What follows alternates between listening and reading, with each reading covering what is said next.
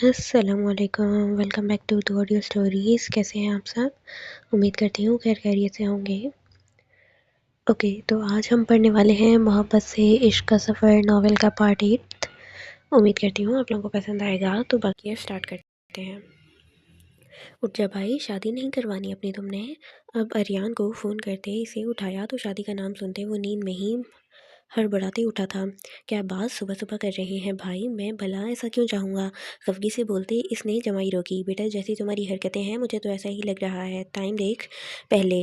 और अब 5 मिनट में तुम मुझे नीचे मिलो, रूप से कहते हुक्म दिया तो अरियान ने इसके कहने पर टाइम देखा। इतना टाइम देख कर आँखें फैली थीं। मैं अभी पहुंचता हूँ, जल्दी से कहते हैं फ़ोन काटा और वॉशरूम की जाने बढ़ा। थोड़ी ही देर बाद सब उठ चुके थे। नीचे डाइनिंग टेबल पर पहुंचते सब ने साथ मिलकर नाश्ता किया। ज़ियान ने लड़कियों को पार्लर छोड़ कर आना था जो इसकी ड्यूटी लगी थी, जबकि अजलान ने घर का काम देखना था। साथ हुमायूं ने भी मदद करवानी थी और दूल्हे साहब ने सिर्फ अपनी तैयारी करनी थी। नाश्ता करने के फ़ौरन बाद ही ज़ियान इन चारों लड़कियों को लेता पार्लर की जानिब अपनी गाड़ी दौड़ा गया था। जायशा इसके साथ पैसेंजर सीट पर, जबकि दुल्हन के साथ वो दोनों पीछे बैठी सारे रास्ते अम, अ, अ, अपनी चरचर करती आई थीं। पार्लर के करीब पहुंचते इन्हें अंदर के अंदर छोड़ते वो खुद अज़लान की मदद करवाने घर की जानिब भी चला गया था। अरियान अपने कमरे में मौजूद ड्रेसिंग मिरर के सामने खड़ा तैयार हो रहा था। चेहरे पर अलग किस्म की चमक लिए वो अपने ब्लैक शेरवानी से तन कर रहा था। दिल पुरसकून था। वो हमेशा के लिए इसकी दस्तरस में आ रही थी, जिसके बारे में इसने कभी ऐसा सोचा भी नहीं था। लेकिन इनके दरमियान जो रिश्ता कायम हो चुका था, इस रिश्ते में इतनी ताकत थी कि इसका दिल न चाहते हुए भी अपने निकाह में मौजूद लड़की की तरफ राग़िब होने लगा। इसका दिल बेलगाम होते हुए फिर इसी का होकर रह गया और अब मुकम्मल तौर पर इसकी होने वाली थी। ये सोच ही इसकी रूह को सरशार कर रही थी। आंखों में इसके लिए मोहब्बत की चमक थी।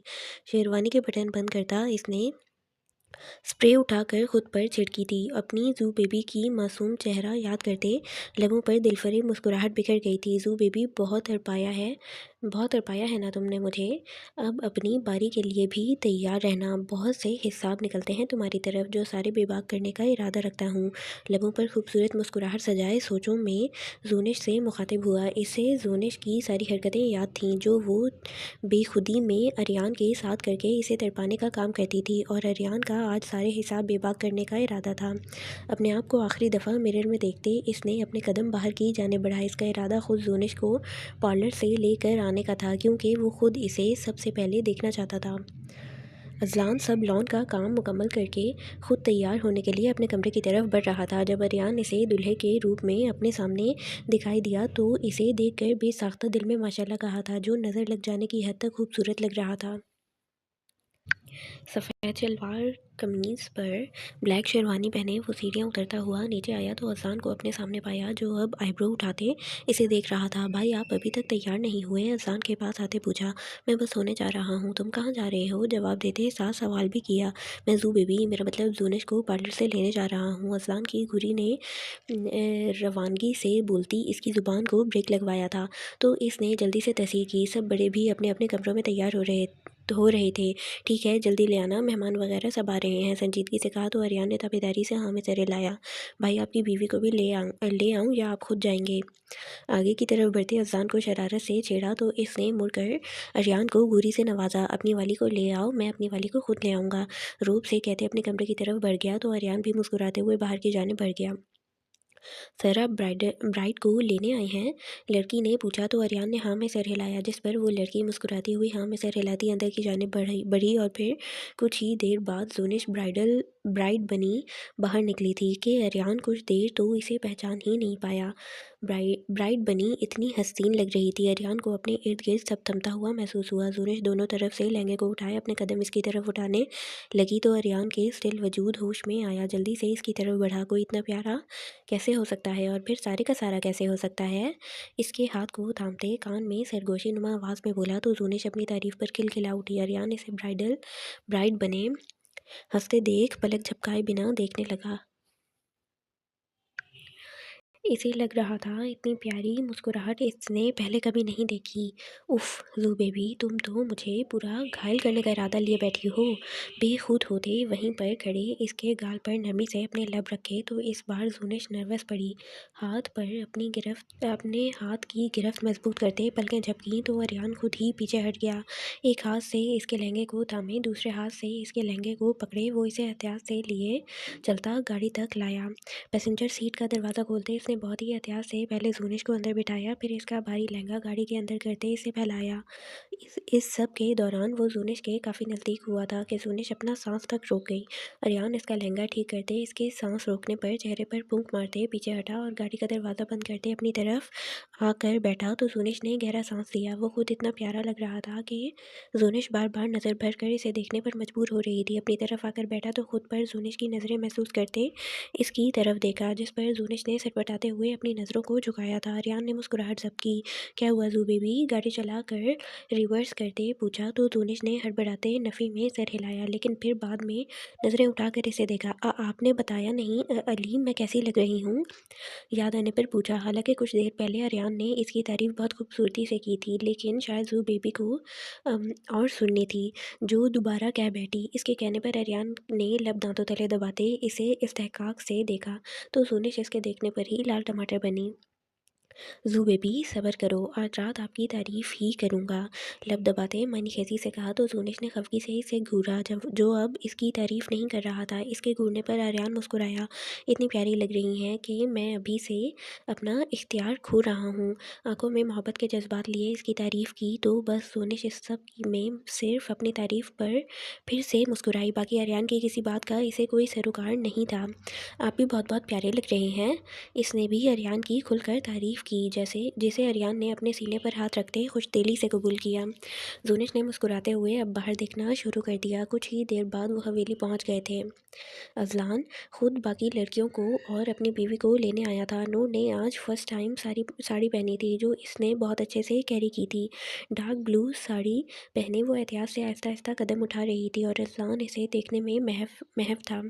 आंखों में बेबाकी लिए वो नूर को वहीं पर बौखला रहा था। हालांकि नूर ने यहाँ पर साड़ी के ऊपर अच्छे से अपनी चादर को सेट किया हुआ था और साड़ी भी नफासत से ही सेट की हुई थी, लेकिन अज़लान की आंखों की बेबाकी वो रोक नहीं सकती थी। बाकी लड़कियों को भी बाहर निकलते देख वो अचानक से संजीदा होते नूर की तरफ बढ़ा था।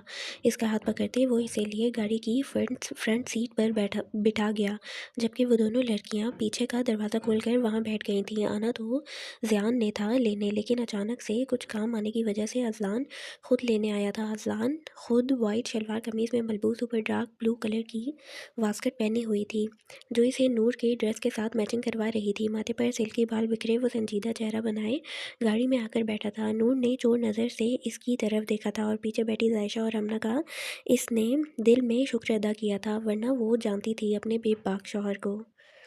अरियान और जूनिश को स्टेज पर बिठा दिया था। दोनों एक साथ बैठे इंतहाई खूबसूरत लग रहे थे। रश्क तो कोई हसद भरी नज़रों से देख रहा था। हमना ब्लैक कलर की पैरों को छूती मैक्सी में मलबूस, हाथों में गजरे पहने सिंपल सा मेकअप किए आगे की तरफ बढ़ रही थी। मैक्सी में पाँव अटका था। अभी वो बुरी तरह गिरती जब सामने से आते सिराज ने इसे फ़ौरन से कंधों से थामते सहारा दिया था। Are you okay? इसे डर के मारे आंखें बंद करते देख फिक्रमंदी से पूछा तो हम ना जानी पहचानी आवाज़ सुनकर पट से अपनी आंखें खोल चुकी थी तो सामने ही आंखों में दुनिया जहान की फिक्र लिए सिराज को पाया, जो इस वक्त ब्लैक शलवार कमीज़ में मलबूस था। सिराज को देखते वो जल्दी से घबराते हुए इससे पीछे हटी थी। सिराज अभी तक इसे फिक्रमंदी से ही देख रहा था। अगर वो ना यहाँ पहुँचता तो ठीक है आप? दोबारा से पूछते वो एक कदम इसके नज़दीक हुआ था तो हमना ने घबराते वहीं एक कदम पीछे लेते जल्दी से हाँ में सर हिलाया तो इस बार सिराज ने गौर से इसे देखा था, जो इस वक्त शायद इसके कहने पर ब्लैक ड्रेस में ही मलबूस थी। बेइख्तियार सिराज के लब मुस्कुराहट में ढले।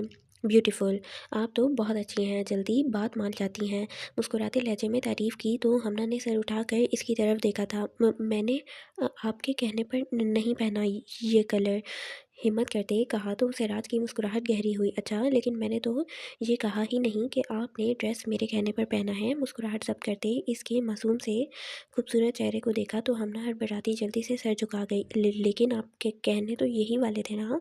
फिर से हिम्मत करते सर उठाकर इसे देखते कहा तो सिराज तो खुशी से हैरान हुआ था। मतलब वो इसके सामने बोल सकती है।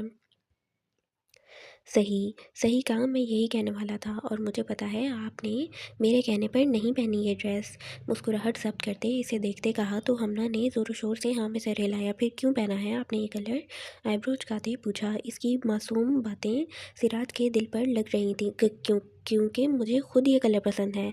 सिराज का दिल किया, वो दिल खोल कर हँसे। Oh wow!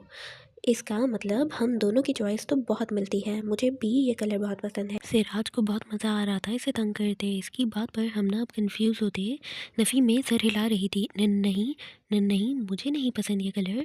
फ़ौरन से नफ़ी में सर हिलाते कहा, लेकिन अभी तो आप कह रही थी कि आपको पसंद है। आईब्रो रेज़ करते सवालिया नज़रों से पूछा, जबकि वो खुद अच्छी तरह से जानता है इसके कहने पर ही पहना है। मैडम ने अब मान नहीं रही, लेकिन वो भी सिराज था। आपके कहने पर ही पहना है। सच बताते सर झुकाया तो इस बार सिराज अपने ऊपर डाई कह गए को रोक नहीं सका और मुस्कुराया। हमना ने हैरानगी से सर उठाते इसे देखा तो एक पल को इसकी मुस्कुराहट में खो गई थी। पता है, आप बहुत बहुत प्यारी लग रही हैं, मेरे पसंद के रंग में ढले हुए। गंभीर आवाज़ में कहा तो हमना जो इसकी मुस्कुराहट में खो गई थी अपनी तारीफ पर इसके गाल दहक कर लाल हुए थे। मैं जाऊँ अब? सर उठाते अच्छे बच्चों की तरह पूछा। अगर ना कहूँ तो नहीं जाएगी? आँखों में देखते पूछा तो हमना ने फ़ौरन से नज़रें झुकाई थीं। दिल तेज़ी से धक-धक कर रहा था। अब वो बाकायदा काँपने लगी थी। जाएँ वरना यहीं पर बेहोश हो जाएँगी। इसे कँपकँपाते देख सिराज ने गहरी साँस भरते इसे जाने की इजाज़त दी और हमना आगे 5 सेकंड में वहाँ से गायब हो चुकी थी। सब रस्में हो गई थीं। ज़ुनिश वहाँ बैठे-बैठे थक चुकी थी, जिसे खुद अरियान ने महसूस किया था और अब बाकी सब रस्मों को रोकते इसने रुखसती का ऑर्डर दिया था। अज़लान ने इसे आँखें दिखाई थीं, लेकिन फिर कुछ ही देर बाद रुखसती हो चुकी थी। सबा बेगम की आँखें नम हुई थीं, लेकिन वो खुश भी थीं। इसकी बेटी इसके साथ ही रहने वाली थी। इसे रुखसत करके अरियान के कमरे में पहुँचा दिया गया था। वो इस वक्त ब्लड रेड कलर के लहंगे में मलबूस अरियान के कमरे में इसके बेड पर इस्तेहकाक से बैठी हुई इसके आने का वेट कर रही थी। ज़ियान अपने रूम में दाखिल हुआ तो ज़ायशा ड्रेसिंग मिरर के सामने खड़ी अपनी ज्वेलरी उतार रही थी। ज़ियान इसे देखकर दरवाज़ा बंद करता हुआ अपना कोट उतार कर सोफ़े पर फेंकता इसकी जानिब अपने कदम बढ़ा गया तो ज़ायशा के हाथ अपने कानों पर उतारते झुमकों पर ही रुके थे। मेरिट से इसके अक्स को मेरिट से शीशे से आई थिंक इसके अक्स को अपनी जानिब आते देख इसकी पलकें लर्जी थीं। जब ज़ियान ने इसे पीछे से अपने हिसार में लेते हुए अपनी थोड़ी इसके कंधे पर रखी, ज़ायशा बौखलाई थी, जबकि ज़ियान मिरर में अपने और इसके अक्स को मोहब्बत भरी नज़रों से देख रहा था। ग्रे कलर की मैक्सी में वो इसका ईमान डगमगा रही थी। आपको शौहर का कोई ख्याल है या नहीं? अपना हिसार इसके गिर्द तंग करता बोझल हुई आवाज़ में कहा तो ज़ायशा ने पलकें उठाकर मिरर में ही इसकी तरफ देखा, लेकिन ज़्यादा देर देख न सकी और फ़ौरन से नज़रें झुका गई। ज़ियान ने मुस्कुराते इसके कंधे पर ही लब रखे इसे अपनी तरफ घुमाया था कि ज़ायशा ने इसके सीने पर हाथ रखते अपने और इसके दरमियान फासला बनाने की कोशिश की थी। बोले, शौहर का कोई ख्याल है या नहीं? दोबारा से सवाल को दोहराते इसकी कमर पर दोनों हाथ टिका गया। ज़ायशा सुर्ख पड़ती नासमझी से निगाहें उठाए से देखने लगी। मैंने क्या किया है? मुकाबिल की कुर्बत से घबराए लड़खड़ाते हुए बोली, इतना हसीन होगी तो शौहर तो अपनी जान से हाथ धो बैठेगा ना? मुस्कुराते लहजे में कहते वो इसे तड़पाने का काम कर गया। ज़ायशा ने तड़पते हुए फ़ौरन से नम आँखों के साथ इसकी तरफ देखा था कि ज़ियान अपने अल्फाज याद करता जल्दी से इसके दोनों गालों पर अपने हाथ रखता इसकी नम आँखें चूम गया। आपकी अदाएँ बहुत जानलेवा हैं, गंभीर आवाज़ में कहते वो पहले अल्फाजों की तलाफ़ी चाह रहा था, लेकिन ज़ायशा ने फ़ौरन से नाराज़गी जताते इसकी दोनों हाथ अपने गालों से हटाए थे और खफगी से इसकी जानिब से रुख मोड़ गई थी। ज़ियान ने अपने लब दांतों में दबाकर इसकी जानिब देखा था, जो अब मुंह फुलाए अपने झुमके उतार रही थी। आई एम सॉरी जाने ज़ियान, फिर से हिसार कायम करते मिनमिनाने की कोशिश की। ज़ायशा ने वैसे ही मुंह फुलाए इसका हिसार हटाना चाहा, जिसे इस बार ज़ियान ने और मजबूत कर दिया था। अब इस तरह से मुंह बनाकर अपने आप को बचाने की कोशिश ना करो। मुस्कुराहट ज़ब्त करते इसके गाल के साथ अपना गाल मिलाया तो जायशा फिर से सुर्ख पड़ी थी। दिल 200 की स्पीड से धड़का था। मुझे नहीं शौक अपने आप को बचाने का, मुंह के जाविये बिगाड़ते कहा कि ज़ियान मुस्कुराया। चले, यह तो अच्छी बात है। तुम फिर अब नाराज़गी छोड़ो और यहाँ पर जल्दी से किसी दो। दोबारा से रुख पलटते इसे अपनी तरफ किया और अपने गाल पर उंगली रखते हुक्म भी सादिर किया। जायशा ने इसे आंखें दिखाईं, जबकि चेहरे पर कौसो कज़ा के रंग बिखरे थे। जल्दी करें, इसकी घुरी को इग्नोर करते रोब से कहा तो जायशा फ़ौरन से सीधी लाइन पर आई थी और खुश्क पड़ते लबों को ज़ुबान से तर करते इसने एड़ियाँ उठाते अपने लब इसके गाल पर रखने चाहे। जब ज़ियान ने अपना चेहरा सीधा किया था कि जायशा के लब इसके लबों से टकराए। दोनों का दिल तेज़ी से धड़का था। ज़ियान इसके लब अपने लबों में लिए इसे उठाए बेड की जानिब बढ़ गया था। नूर अपने कमरे में दाखिल होने से पहले थोड़ा सा सर निकाल कर कमरे में चारों जानिब देखा।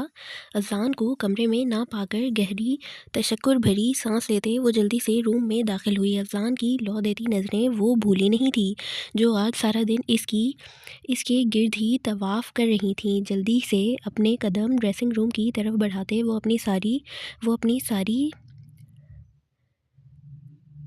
चेंज करके अज़ान के आने से पहले सोना चाहती थी, लेकिन इसकी शायद किस्मत ख़राब थी कि नूर जो अपना नाइट ड्रेस उठाकर वॉशरूम की तरफ तेज़ी से कदम उठा रही थी, जब कमरे का दरवाज़ा क्लिक की आवाज़ से खुला था तो नूर के कदम भी वहीं रुकते नाइट ड्रेस ज़मीन बोस हुआ था। अज़ान एक नज़र इसके हवाइयाँ उड़े चेहरे की तरफ देखते, इसके कदमों में गिरे इसके ड्रेस की तरफ देखते, दरवाज़ा बंद करते, आईब्रो उठाते कदम इसकी जानिब बढ़ा चुका था। नूर ने थूक निकलते इसे देखा था। कौन सा ऐसा काम सर अंजाम दे रही थी जिसकी वजह से चेहरे की हवाइयाँ उड़ी हुई हैं? तंजिया कहते नीचे झुकते इसके ड्रेस को उठाते वहीं से सोफ़े पर उछाला और नूर बस सदमे की हालत में अपने सामने खड़े अज़ान को देख रही थी। इसकी बात पर सटपटाते हुए ज़ोर ज़ोर से नफ़ी में सर हिलाया। बोलने की हिम्मत वो वैसे ही खो चुकी थी। तो फिर मेरे आने से पहले ड्रेस कौन चेंज करना चाह रहा था? झटके से कमर से थामते दीवार के साथ पिन किया तो नूर हका-बका रह गई। अज़ान इसके दोनों बाजू को अपने एक हाथ में पकड़े इसके सर के ऊपर पिन कर चुका था। नूर का चेहरा सुर्ख गुलाल हुआ था। अज़ान इसे गहरी नज़रों से देखते हुए इसे रुहाँसे होने पर मजबूर कर गया था। वो मुझे ये ड्रेस। नूर अभी अपनी बात मुकम्मल करती जब अज़ान ने बीच में ही इसकी बात काटी थी। हाँ, जानता हूँ, हमेशा की तरह ये ड्रेस भी इरिटेट कर रहा होगा। तंजिया कहते वो इसे अपनी शादी की रात याद करवा गया, जब वो इसके आने से पहले ही अपना ड्रेस चेंज कर गई थी। नूर नर्वस पड़ती हाँ में सिर हिलाते फिर से ना में सिर हिलाने लगी। अज़ान ने मुस्कुराहट ज़ब्त करते इसके चेहरे पर अपनी नज़रें गाड़ी। तुम जानबूझकर ऐसी हरकतें करती हो जिससे मैं तुम्हारी तरफ राग़िब हूँ। इसके मासूमियत से सर हाँ ना में हिलाने पर भारी आवाज़ में कहते वो इसकी गर्दन पर लब रखता वहाँ अपने दांत गाड़ गया कि नूर की सिसकी बेसाख्ता थी। मज़ाहमत करते बाजू को छुड़वाने की कोशिश की तो अज़ान ने अपनी सुर्ख होती आंखें उठाकर इसकी तरफ देखा, जो सुर्ख चेहरा लिए कसमसा रही थी। अज़ान इसे झटके से बाहों में उठाते बेड की तरफ बढ़ा। अज़ान, छोड़ें मुझे। अपने ऊपर साए फगन होते देख रुहाँसे लहजे में बोली, लेकिन अज़ान अनसुनी करता इसके लबों पर झुक कर बाकी के अल्फाज वहीं पर दबा चुका था। नूर के दोनों हाथों को अपने हाथों में उलझाए वो शिद्दत दिखाते इसे बौखलाने पर मजबूर कर चुका था। लबों को आज़ादी देते वो इस पर से थोड़ा सा उठते कमरे की लाइट ऑफ करते अपनी शर्ट उतार कर दोबारा से नूर पर झुक गया था।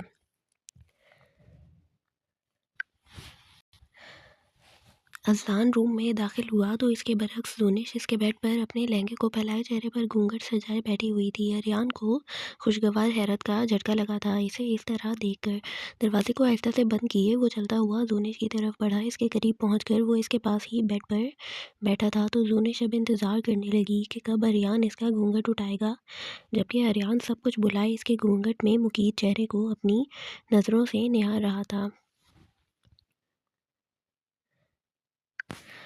जो इसे ज़्यादा तो नज़र नहीं आ रहा था, लेकिन ये सोच ही दिल को सुकून पहुंचा रही थी कि वो मुकम्मल इसकी होकर इसके लिए सजी इसके बेड पर बैठी हुई है। अली, जल्दी घूंघट उठाए ना, मुझे गर्मी लग रही है, मासूमियत से कहती वो अली का बाजू हिलाते इसे अपनी जानिब मुतवज्जा कर गई थी। तो अरियान ने अपने बाजू पर मौजूद इसके चूड़ियों से सजे बाजू को देखते इसकी तरफ देखा। इसके कहने पर वो अगले ही लम्हे इसके चेहरे से घूंघट हटा चुका था। चेहरे पर नफासत से किया मेकअप, सर पर लगी माथा पट्टी, कानों में डाले झुमके और सबसे ज़्यादा लबों पर लगी ब्लड रेड लिपस्टिक्स ने अरियान के होश उड़ाए थे, जबकि ज़ोनिश अब अपने चेहरे से घूंघट हटने की वजह से सुकून का सांस ले रही थी और इसे देखते अरियान की आंखों में सुर्खी छा रही थी। ज़ोनिश ने सर उठाते इसकी आंखों में भरती सुर्खी की तरफ देखा तो परेशान हुई। अली, ये आपकी आंखें इतनी रेड क्यों हो रही हैं? बेइख्तियार होते अपने हाथ की मखमली आंखों से अपने हाथ की मखमली उंगलियों से इसकी आंखों को छूते इससे इस्तफसार करने लगी और अरियान इसकी हरकत पर मजीद बेबस हुआ। जू बेबी, क्या इरादे हैं तुम्हारे? आंखों पर मौजूद इसके हाथ को हटाते अपने हाथों में लिया तो इस बार अपना हाथ अरियान के हाथ में देखती जूनिश ने घबराते हुए इसे देखा था, जिसकी आंखों में मोहब्बत के जज्बात वाज़ेह नज़र आ रहे थे, लेकिन जूनिश के लिए समझना अभी मुश्किल था और अरियान ने इसे समझने का मौका भी नहीं दिया था। जब वो इसके रेड लिपस्टिक से सजे होठों पर झुका था और जूनिश मज़ाहमत के लिए अपने हाथ का इस्तेमाल भी ना कर पाई, इसके लबों पर झुका वो इसके होश उड़ा रहा था और ज़ोनिश का दिल 200 की स्पीड से धड़क रहा था। चेहरे पर गुलाल बिखरा था। अरियान इसकी लिपस्टिक मद्धम करता पीछे हटा था और ज़ोनिश ने फ़ौरन से अपना सर इसके कंधे पर टिकाया था। बदन हल्का हल्का लरज़ रहा था, जबकि हाथ अभी भी मुकाबिल की गिरफ्त में थे। इसकी सांसें अरियान को अपने कंधे पर महसूस हो रही थीं। वो पुरसुकून हुए अपनी आंखें बंद कर कर गया था जब ज़ोनिश की सांसें बहाल हुईं। बताओ जू बेबी, क्या करने के इरादे हैं तुम्हारे? फिर से सवाल दोहराते इसका चेहरा अपने सामने करने की कोशिश करने लगा। क्या मतलब अली? और मेरा हाथ छोड़ें। कपकपाते लबों से बोलती वो अरियान के हाथों से अपना हाथ आज़ाद करने की तगदो करने लगी। लब अब इसकी शिद्दत की वजह से सुर्खधारी हो चुके थे। मतलब ये जू बेबी कि तुम्हें किसने कहा था इस तरह से बैठकर मेरी सेज सजाओ? कुछ देर पहले इसके ओढ़े हुए घूंघट और फैले हुए लहंगे की तरफ इशारा करते वो अभी भी इसका हाथ अपने हाथों में कैद किए हुए था। वो तो अली, मैंने एक सीरियल देखा था जहाँ पर दुल्हन ऐसे बैठी होती है। मासूमियत से कहते इसने अली की खुशफहमी दूर की। अरियान के लब मुस्कुराए। अच्छा, मुझे लगा तुम अपने अली के लिए ऐसे बैठी हो। मसनूई अफसोस दिखाते इसके हाथ पर अपने लब रखे। तो आपके लिए ही बैठी थी ना? कसमसाते अपना हाथ छुड़वाया, जिसे अली ने छोड़ भी दिया। जू बेबी, क्या तुम मेरे साथ नवाफिल अदा करोगी? दोनों हाथों को इसके गालों पर जमाए इसके माथे पर लब रखते इजाज़त मांगी थी। जोनिश ने हाँ में सिर हिलाया था कि अरियान इसके गाल पर लब रखते हुए अपनी जगह से उठा था। एक मिनट अली, इसे उठते देख जोनिश फ़ौरन से बोली थी कि अरियान इसकी तरफ देखते फिर से वहीं बैठ गया था। क्या हुआ जू?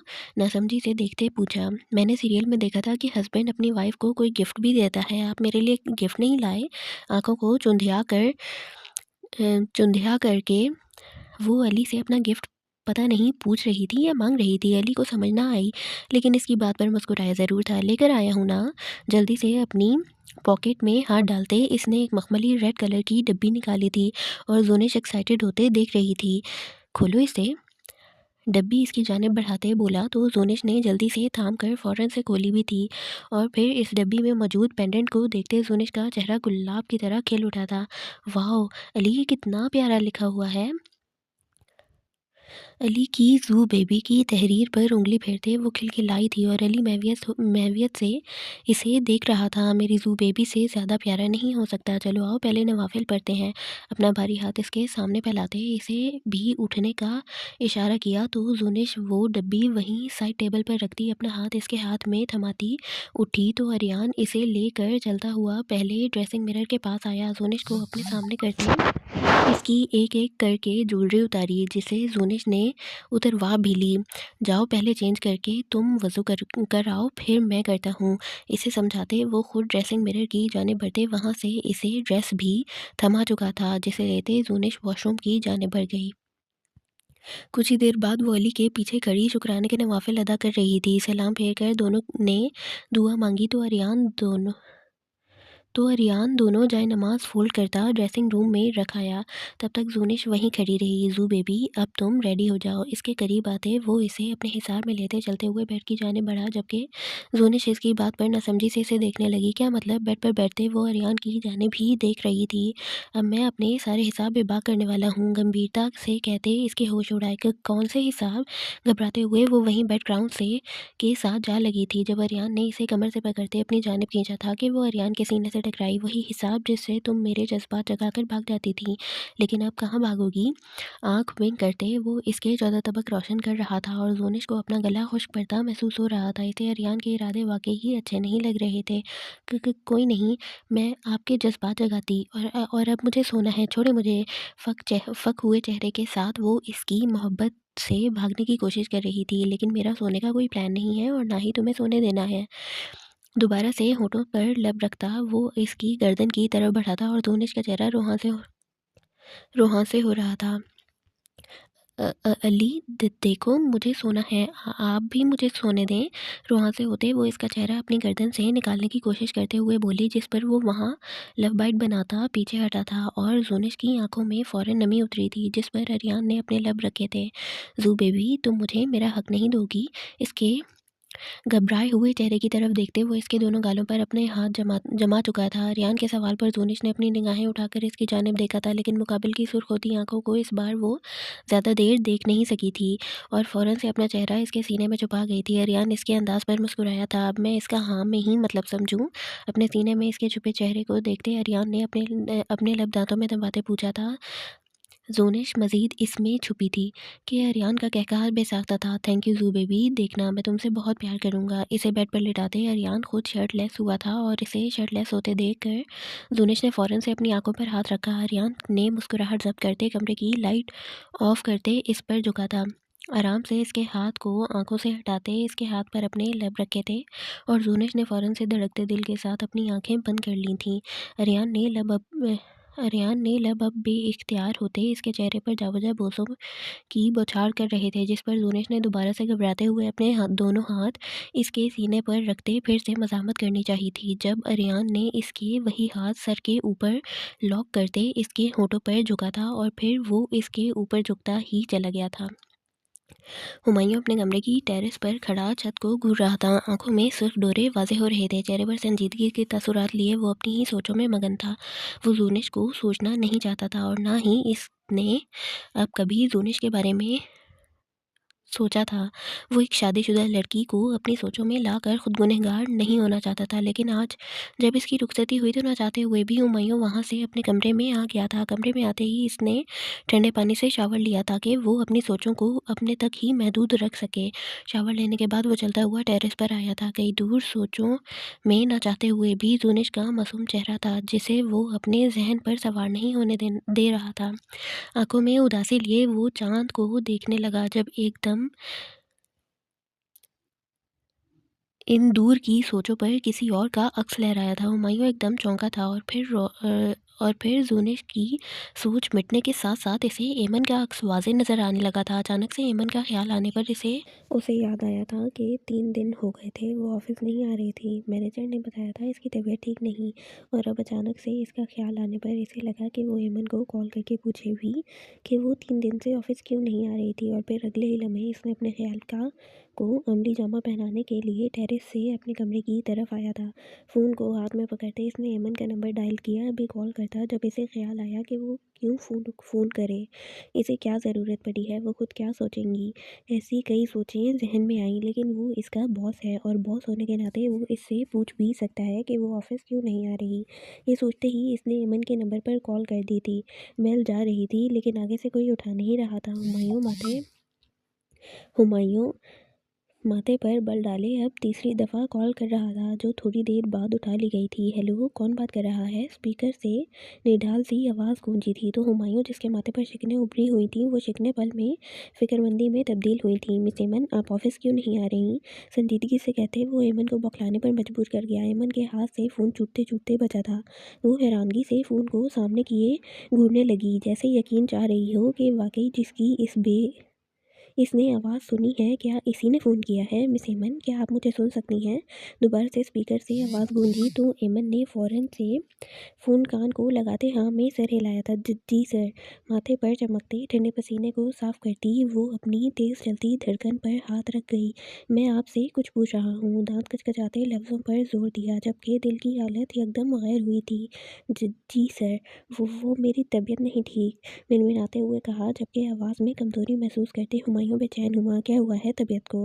कमरे में टहलते माथे को मसलते सवाल पूछा तो एमन हैरान हुई। वो मुझे बुखार था सर, लेकिन कल मैं ज़रूर ऑफ़िस आऊँगी, कहते साथ अपने आने का भी बताया था। लेकिन अगर आपकी तबीयत ठीक नहीं है तो आप और लीव कर सकती हैं, कहा। वो इसे फ़ोन करके ऑफ़िस ना आने की वजह पूछ रहा था और कहा वो अब इसे खुद छुट्टी करने का बोल रहा था। दिल तेज़ी से तेज़-तेज़ धड़क रहा था। दूसरी तरफ एमन को अपने कानों पर यकीन नहीं आ रहा था। इसका खड़ूस बॉस आज इसे शौक पर शौक दिए जा रहा था। पहले इसका फ़ोन आना और अब इसका खुद ही लीव देना एमन को हैरानगी में मुब्तला कर रहा था। नहीं सर, अब मैं ठीक हूँ और कल मैं ऑफ़िस भी आऊँगी। अपने बेड से उठते वो भी अपने कमरे में टहलना शुरू कर चुकी थी। ओके, जैसा आपको ठीक लगे, वो कहते हुए फिर से टेरेस की तरफ आ चुका था जहाँ चाँद अब उताप से चमक रहा था। जी। एमन ने भी अपने कमरे की खुली खिड़की से चाँद को देखते जवाब दिया तो कुछ देर दोनों में खामोशी हायल हो गई। हुमायूं को समझ न आया वो और क्या बात करे, जबकि एमन अब नर्वस सी इसके फ़ोन का बंद होने का इंतज़ार करती रही। बिल आखिर इस खामोशी को एमन की आवाज़ नहीं तोड़ा। सर, अब मैं फ़ोन रखती हूँ, मुझे मामा बुला रही हैं। तेज़ होती धड़कनों के दरमियान इसने जल्दी से झूठ बोला। ओके मिस हेमन, कल मुलाकात होती है, अल्लाह हाफ़िज़, कहते साथ ही हुमायूं ने कॉल भी काट दी थी। कॉल काटे साथ ही हुमायूं बालों में हाथ फेरता इसके झूठ पर हल्का सा मुस्कुराया था। रात के 12 बजे इसकी मामा इसे आवाज़ देकर बुला रही थीं। बेइख्तियार ही हुमायूं का हल्का सा कहकहा टेरेस पर गूंजा था। दूसरी तरफ हेमन फ़ोन रखती ही गहरे गहरे सांस लेती अपनी तेज़ी से चलती धड़कनों को नॉर्मल करने की कोशिश करने लगी। सुबह आर्यन की आँख कमरे में फैलती सूरज की रोशनी से खुली थी। आहिस्ता से आंखों को खोलते इसने सबसे पहले आधी से ज़्यादा अपने ऊपर लेटी जूनिश को देखा था, जो इसकी गर्दन में चेहरा छुपाए अपनी छोटी छोटी गर्म सांसें छोड़ते दुनिया जहां से बेखबर सो रही थी। एक हाथ आर्यन के शर्टलेस सीने पर जबकि दूसरा हाथ इसके गिर्द बांधे अपना नाजुक सा हिसार बनाए वो आर्यन को दोबारा से बहकने पर मजबूर कर रही थी। इसकी छोटी छोटी गर्म सांसें अपनी गर्दन पर महसूस करते आर्यन की आंखें फिर से रेड होने लगी थी, जबकि जूनिश इस सब से बेखबर अपनी नींद पूरी कर रही थी। आर्यन ने अपना हाथ इसकी कमर पर बांधते इसे अपने से हल्का सा दूर करना चाहा ताकि वो अपनी गुर्बत से इसके चेहरे पर कौसोकचा के रंग देख सके। लेकिन इसके दूर करने पर जोनिश नींद में ही और इसके करीब अपना नाजुक सा हिसार भी मजबूत कर गई थी, जबकि आंखें अभी तक इसकी बंद थीं। जू बेबी, उठ जाओ, सुबह हो गई है। अपना चेहरा झुकाते कान के करीब सरगोशी करते वहाँ अपना लम्स भी छोड़ा तो जोनिश नींद में ही कसमसाई। अली, अभी सोना है प्लीज़। आंखें बंद किए ही वो बोलती मजीद इसमें छुपी तो अब इसके होंठ आर्यन की गर्दन को छूने लगे, जिस पर आर्यन के पूरे बदन में स्पार्क दौड़ा था। जू बेबी, क्यों सुबह सुबह अपनी जान की दुश्मन बन रही हो? बोझल आवाज़ में कहते इस बार इसने खुद जूनिश के गिर्द मजबूती से हिसार बनाकर इसे ज़ोर से भींचा कि जूनिश नींद में ही कराह कर रह गई।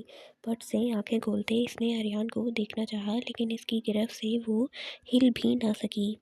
अली, गुटी गुटी आवाज़ में कहते इसके होंठ अब भी आर्यन की गर्दन पर टच हो रहे थे। जी अली की ज़ुबे भी झटके से करवट लेते वो खुद जूनिश के ऊपर हुआ था, तो इस बार आर्यन का चेहरा देखते इसे रात वाला सारा मंजर याद आ रहा था और साथ साथ बदन में लर्जिश के साथ साथ चेहरे का रंग भी बदल रहा था, जैसे आर्यन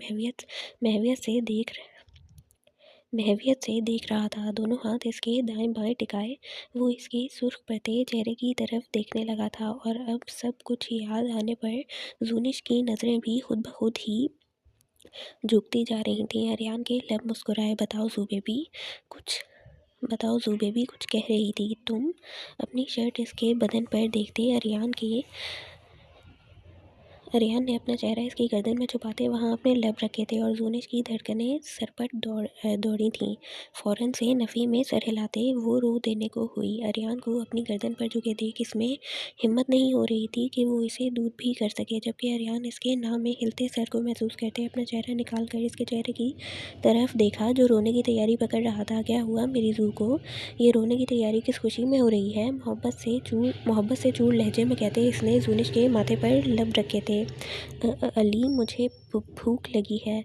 रुहासे होते नज़रें झुकाए ही इसने अली को कहा था कि अरियान ने मुस्कुराते हुए इसके दोनों गालों पर अपने लब रखे। जू बेबी, भूख तो मुझे भी बहुत लगी है, जू मायने अंदाज में कहते इसने जूनिश के होठों की तरफ देखा। तो अली नाश्ता लेकर आए ना? पलकें उठाकर एक नज़र अली को देखते दोबारा से पलकें गिराई। लेकिन जू बेबी, मुझे नाश्ते वाली भूख नहीं लगी। मासूमियत से आंखें टपटपाते इसने जूनिश की आंखों में देखा जहाँ हैरानगी थी। तो फिर मासूमियत से इसे देखते इसकी भूख मिटाने वाले नाश्ते का पूछा। अभी बताता हूँ, ये कहते वो इसके लबों पर झुका था और जूनिश की आंखें हैरानगी से फैली थीं। सुबह सुबह ही इसे रात वाले मूड में देखकर अब इसकी जान हवा हुई थी। शर्टलेस कंधों पर थप्पड़ मारते इसने अली को दूर करना चाहा, जो अपनी मनमानी करके ही पीछे हटा था। जूनिश की गहरे गहरे सांस भरते आंखें बंद की। मेरा नाश्ता ज़्यादा न सही थोड़ा सा तो हो ही गया है, अब जू बेबी के नाश्ते का बंदोबस्त करता हूँ। गहरी मुस्कुराहट लबों पर सजाए वो इस पर से उठता इसकी जान खलासी कर गया। जल्दी से उठकर रेडी हो जाओ, मैं नाश्ता लेकर आता हूँ।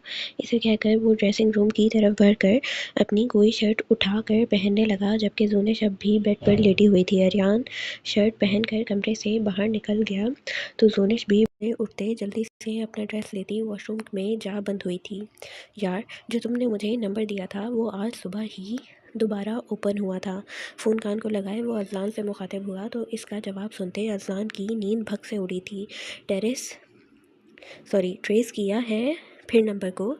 एक झटके से बेड से उठते वो शर्टलेस ही टेरेस की जाने बढ़ गया, जबकि नूर बेड पर अभी तक बेखबर सोई हुई थी। हाँ, ट्रेस किया है और तुम्हें जानकर झटका लगने वाला है कि वो कौन थी, संजीदगी से कहते वो अज़लान का मीटर शॉर्ट कर रहा था। पहली मत बुझा, सीधी तरह से बता कौन थी। करख्त आवाज़ में कहते वो सिराज को मुस्कुराहट ज़ब्त करने पर मजबूर कर गया। यार, तुम्हारे ऑफिस में ही काम करती है वो अब भी इसे पहेलियां बुझा रहा था और अज़लान का दिमाग तुम्हारे ऑफिस में काम करने पर ही अटक गया था। दिमाग तेज़ी से दौड़ा था। लाइबा खान, मुंह में बड़बड़ाते इसने अपने हाथ की मुठियां भींचते अपने गुस्से को कंट्रोल किया। हाँ, लाइबा ही थी जिसने भाभी को कॉल की थी। और एक बात और जानकर तुम्हें हैरानगी होगी, सिराज भी संजीदा हुआ था। क्या? माथे को हाथ से मसलते वो अभी भी अपने गुस्से को कंट्रोल करने की पूरी कोशिश कर रहा था। जो तुम पर और भाभी पर गाड़ी में हमला हुआ था वो भी लाइबा मैडम का ही काम था। और यहाँ पर अज़लान को अपना गुस्सा कंट्रोल करना मुश्किल लगा था। माथे और गर्दन की रगें आखिरी हद तक फूली थीं, जिसमें गुस्से के शरारे फूटते चेहरे को सुर्ख कर गए। और सुन, अभी आज वलीमा हो लेने दे, इसके बाद करना जो भी करना हो। इसके जज्बात जानते सिराज ने इसे समझाया भी था, जिस पर अज़लान कहते फ़ोन काट गया। फ़ोन पैंट की पॉकेट में डालते इसने गुस्से से अपने दोनों हाथों को अपने बालों में उड़साते इन्हें जकड़ा था। नूर का ख्याल आने पर इसने फ़ौरन से पलटते नूर की जानिब देखा था, जो अभी तक वैसे ही सोई हुई थी। अज़लान ने अपने कदम इसकी जानिब बढ़ाए थे। इसके करीब आकर नूर के पास ही बेड पर बैठते इसने आगे बढ़ते नूर के माथे पर लब जब्त किए थे और फिर कितनी ही देर वो अपने लब इसके माथे पर रखे अपने गुस्से को कम कर रहा था, जो नूर को करीब महसूस करते खुद ब खुद ही कम हो रहा था। इसके लम्स पर नूर ने अपनी आंखें खोली थीं। अपने ऊपर सुबह सुबह ही शर्टलेस अज़लान को झुके देखकर नूर इसे सही तरह से घूर भी न सकी। उठ गई तुम? दोनों हाथों को इसके गालों पर रखते अज़लान ने मध्यम आवाज़ में इस्तफसार करते इसके गाल भी नरमी से चूमे थे। नूर की पलकें लर्जी थीं। जिद्दी मासूमियत से हाँ में सर हिलाते उसने अपनी जगह से उठना चाहा, जिस पर अज़लान ने इसकी कमर में हाथ डालते इसे बेड पर बिठा गया। अपने बदन पर अज़लान की टी शर्ट को देखते नूर को ढेरों शर्म ने आन घेरा था। चेहरे पर ढेरों गुलाल बिखरा था, जिसे महसूस करते अज़लान ने फिर अकीदत से इसके माथे पर लब रखते वहाँ से उठा था।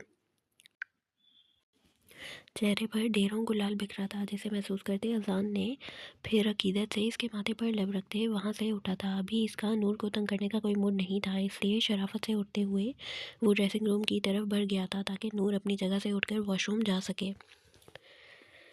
ज़ोनिश ने टी पिंक कलर की मैक्सी पहनी हुई थी। बालों की स्टाइलिश थी, चुटिया बनाकर इसमें स्टोन लगाए थे। लाइट सा मेकअप किए वो अपने वलीमे के लिए फुल तैयार थी। आज इन्हें तैयार करने के लिए घर पर ही ब्यूटिशियन को बुलाया गया था, जो ज़ोनिश को तैयार करके अब नूर और जायशा को तैयार कर रही थी। हमना आज खुद ही तैयार हुई थी। गोल्डन कलर की मैक्सी डाले, मेकअप के नाम पर होठों पर ही लिप ग्लॉस लगाए। आज वो सिंपल सी तैयार हुई, इंतहाई खूबसूरत लग रही थी। हाँ जी जू बेबी, ज़रा बताओ तुम्हारे अली ने तुम्हें क्या गिफ्ट दिया? ब्यूटिशियन इन्हें तैयार करके जा चुकी थी जब नूर ने अपने आप को मिरर में देखते जूनिश से पूछते रुख भी इसकी तरफ मोड़ा तो जूनिश इसकी बात पर बौखलाई थी, लेकिन फिर जल्द ही संभल कर इसने हल्का सा मुस्कुराते हुए अपने गले में पहना पेंडेंट हाथ से छूते इशारा किया। वाह, अली की जू बेबी को तो बहुत अच्छा गिफ्ट मिला है। इसके ऊपर लिखी तहरीर को पढ़ते मानी खेजी से मुस्कुराते हुए कहा तो जूनिश सुर्ख चेहरे के साथ सर झुका गई। यहाँ तो कोई शर्मा रहा है, वो भी अपने अली के नाम पर। नूर इसे बख्शने के मूड में हरगिज़ नहीं लग रही थी, जबकि हमना और जायशा अपनी अपनी मुस्कुराहटें ज़ब्त कर रही थीं। मैं क्यों शर्माऊंगी नूर आपी? सुर्ख चेहरा उठाते इसने नूर को घूरने की कोशिश करते हुए कहा, लेकिन इसकी शरारती मानीखेज आंखें देखती वो अब जायशा की तरफ देखने लगी। जायशा आपी, नूर आपी को समझा लें, मैंने अफजान भाई से शिकायत लगा देनी है इसकी।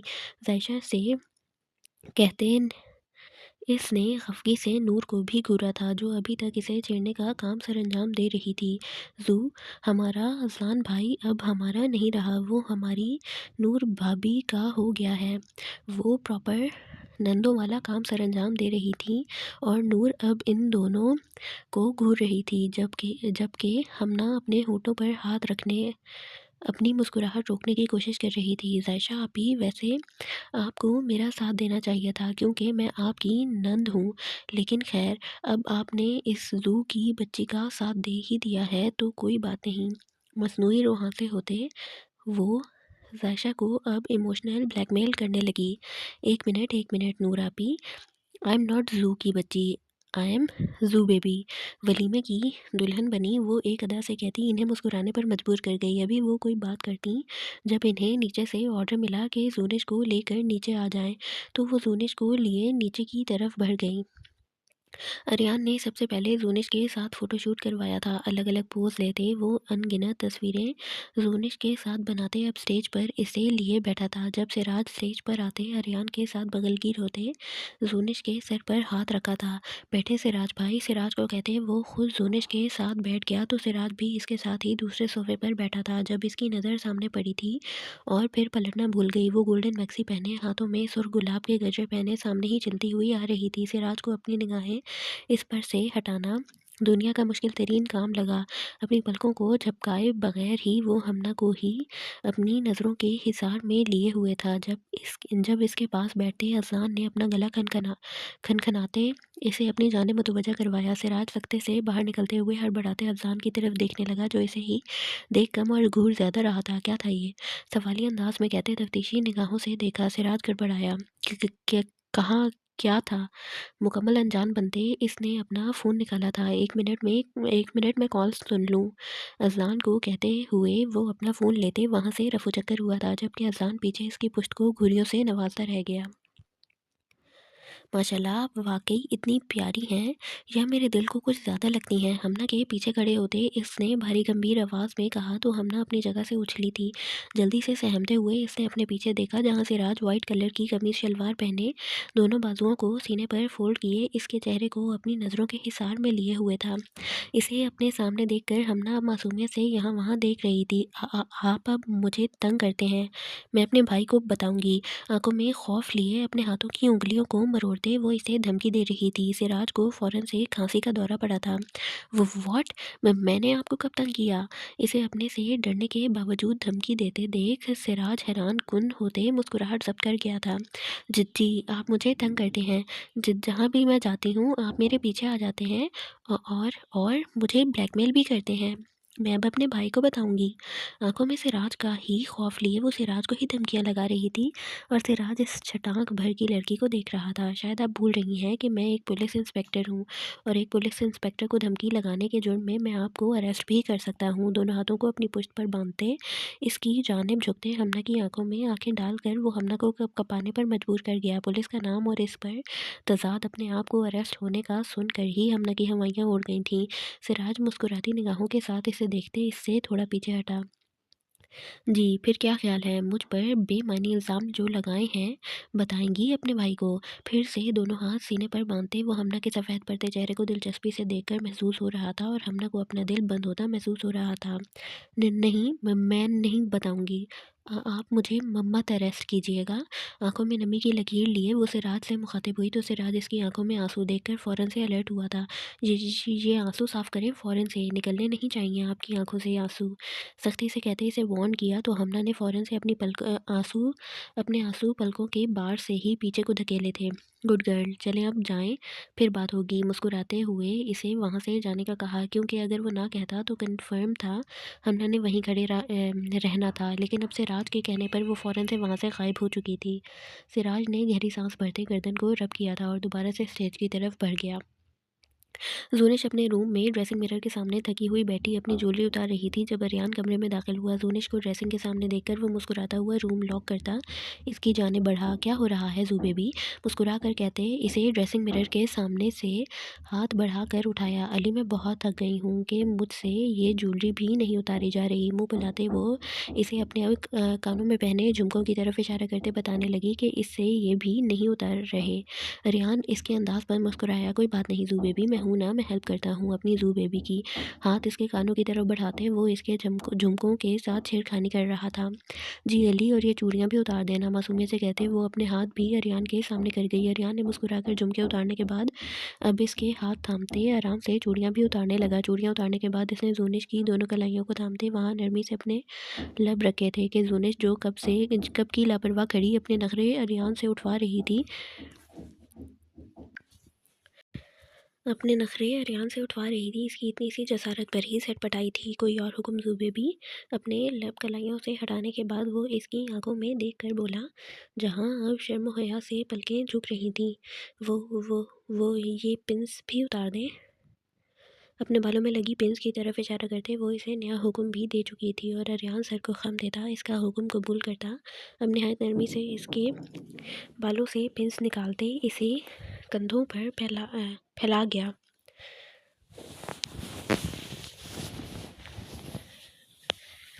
ये ड्रेस भी मैं चेंज करवा दूँ? शरारत से कहते वो ज़ूनिश को आंखें फैलाने पर मजबूर कर गया। वो फ़ौरन से घबराते हुए इससे पीछे हटी थी। नो नो नो, ये मैं खुद कर लूँगी।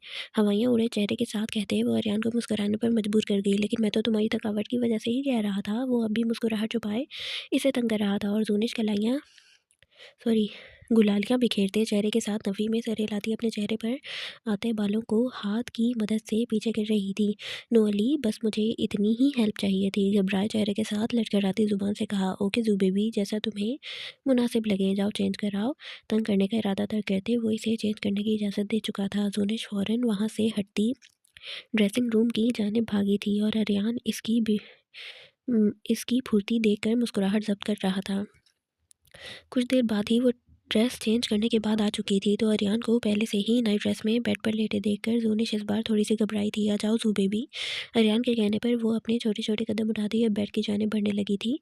अपनी साइड पर आते वो बेड पर बैठी तो अरियान ने इसे बाजू से खींच कर अपनी जानिब खींचा था कि जूनिश इसके चट्टानी चौड़े सीने में आ समाई थी। फ़ौरन से बौखलाते अपना चेहरा इसके सीने से हटाना चाहा जैसे जिसे अरियान ने नाकाम बनाते एक हाथ इसके बालों में उलझाते दूसरे हाथ से कमर को पकड़ा था। सो जाओ जू बेबी, नरमी से इसके बालों में अपनी उंगलियां चलाते वो इसे सोने का कह गया था।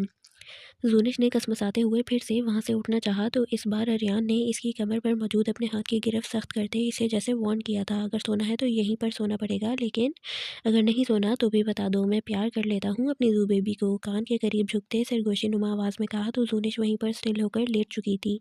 अरियान इसके एक ही जगह पर साकत होने पर मुस्कुराहट चेहरे पर सजाए दोबारा से इसके बालों में अपनी उँगलियाँ चलाने लगा था कि ज़ूनिश थकावट की वजह से जल्द ही नींद की वादियों में उतर चुकी थी। इसे सोते देखकर अरियान इसके माथे पर अपने सुलगते लब रखता खुद भी सोने के लिए अपनी आंखें बंद कर गया। कैसी तबीयत है अब आपकी मिस एमन? अपने ऑफिस में मौजूद एमन को देखकर हुमायूं बोला। जी जी सर, अल्हम्दुलिल्लाह अब ठीक हूँ। धीमी मुस्कुराहट चेहरे पर सजाए वो एक फ़ाइल हुमायूं की तरफ बढ़ा रही थी, जिसे हुमायूं थामते अपने सामने कर गया। गुड। मिस एमन, मुझे ये फ़ाइल अर्जेंट रेडी चाहिए। क्या आप ये फ़ाइल कल तक रेडी कर देंगी? एक फ़ाइल इसकी तरफ बढ़ाते हुमायूं ने इसे काम दिया, जिसे एमन ने जल्दी से थाम लिया था। जी जी सर, मैं ज़रूर कर दूंगी। फ़ाइल लेते वो हुमायूं के ऑफिस से निकल गई तो हुमायूं भी अपने काम में बिजी हो गया। एमन को काम करते करते आज काफ़ी लेट हो चुकी थी। अपने काम को वाइंड अप करते इसने अपने बाजू में पहनी घड़ी की तरफ देखा, जहाँ 10 बज गए थे। एमन के चेहरे पर परेशानी के तासुरात नुमाया हुए थे। ऑफिस में नज़रें दौड़ाई तो वहाँ भी अब कोई भी मौजूद नहीं था। एमन ने जल्दी से अपनी बनाई हुई फ़ाइल को इकट्ठा करके एक जगह रखा था और फिर अपना फ़ोन उठाया, लेकिन वो बंद हुआ पड़ा था। एमन को अब नई परेशानी लाहक हुई कि वो अपने लेट होने का घर भी नहीं बता सकती थी। जल्दी से फ़ोन और बैग उठाती वो ऑफिस से बाहर निकली थी। काफ़ी ढूंढने के बावजूद भी इसे टैक्सी नहीं मिली थी, जिसके बायस अब वो पैदल अपनी मंजिल की तरफ रवाना हुई थी। तेज़ तेज़ कदम उठाती सर झुकाए वो सुनसान सड़क पर आगे की तरफ बढ़ रही थी, जब पीछे से 2-3 आवारा लड़कों की आवाज़ें एमन के कानों में पड़ी थी। चेहरे पर हवाइयाँ एकदम से उड़ी थीं। सफ़ेद बढ़ती रंगत के साथ वो बिना पीछे देखे पहले से भी ज़्यादा तेज़ी से चलने लगी थी, लेकिन वो आवाज़ें करीब से करीबतर होती हुई महसूस हो रही थीं। कहाँ जाना है डार्लिंग, हमें बताओ, हम छोड़ देते हैं। नहायत कमीनगी ज़दा आवाज़ हेमन के कानों से टकराई थी और यहाँ पर हेमन के पूरे बदन में सनसनाहट दौड़ी थी। सफ़ेद पड़ते चेहरे के साथ वो इस बार भी पीछे देखे बगैर तकरीबन वहाँ से दौड़ी ही थी, जब सामने से गाड़ी की फ्लैश लाइट इसके साथ साथ इन लड़कों के चेहरों पर भी पड़ी थी। हेमन ने जल्दी से अपने चेहरे पर हाथ रखते फ्लैश लाइट की रोशनी रोकी थी। गाड़ी वहाँ पर रुकी तो हुमायूं गाड़ी से बाहर निकला था और इस बार वो लड़कों के चेहरों का रंग सफ़ेद पड़ा था। किसी लड़के को वहाँ देखते वो नशई वहाँ से भागे थे, जबकि हेमन की सांस अपने सामने हुमायूं को देखते बहाल हुई थी। आंखों में ठहरे हुए आंसू हुमायूं को देखते बाहर निकले थे।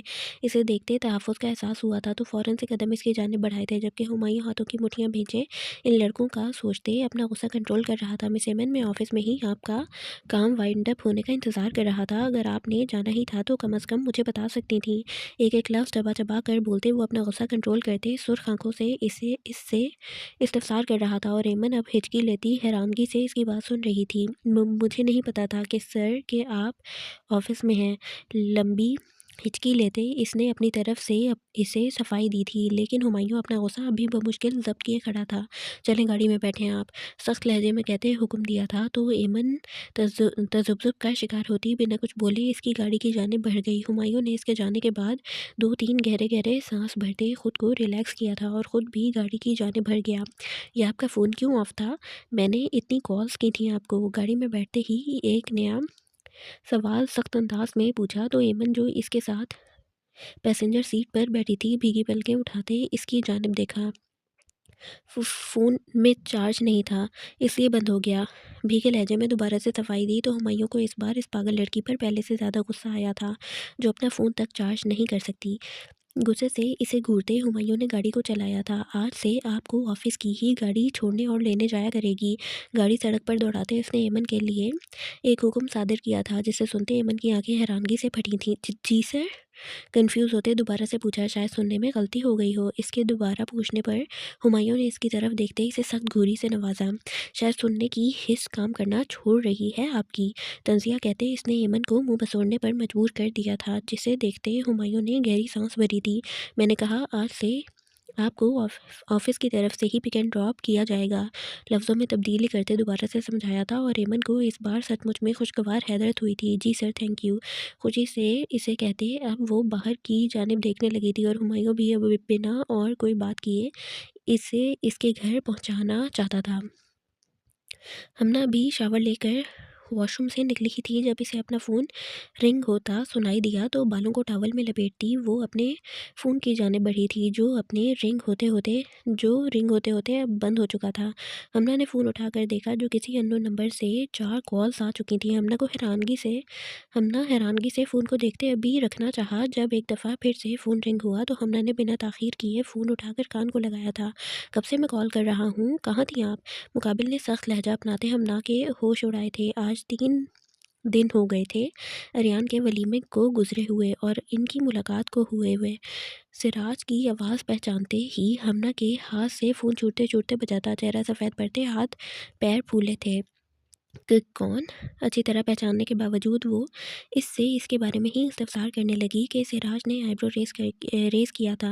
पहचान चुकी हैं अच्छे से मुझे, और इसका सबूत आपकी ये लड़खड़ाती हुई आवाज़ है। माथे को मसलते इसने अपनी मुस्कुराहट ज़ब्त की कि हमना ने फ़ौरन से ज़ुबान दाँतों तले दबाई थी, जैसे सारी गलती इसी की हो। Sorry, wrong number.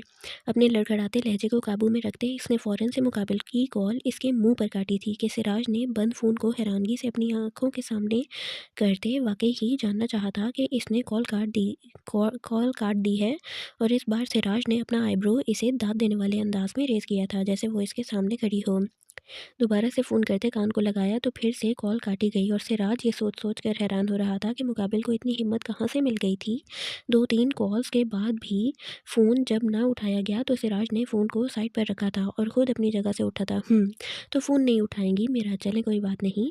अब आप खुद ही मुलाकात चाहती हैं तो मैं क्या कह सकता हूँ। मुस्कुराहट चेहरे पर सजाए ड्रेसिंग रूम की तरफ जाते अपनी शर्ट और पैंट लिए वॉशरूम की तरफ बढ़ा था, और अब हमना को अपनी हिम्मत पर ज़्यादा अफ़सोस होने वाला था, जो मुकाबिल को अपने सामने ना देखकर इसे मिली थी और इसने फ़ोन काटने की जुर्रत की थी।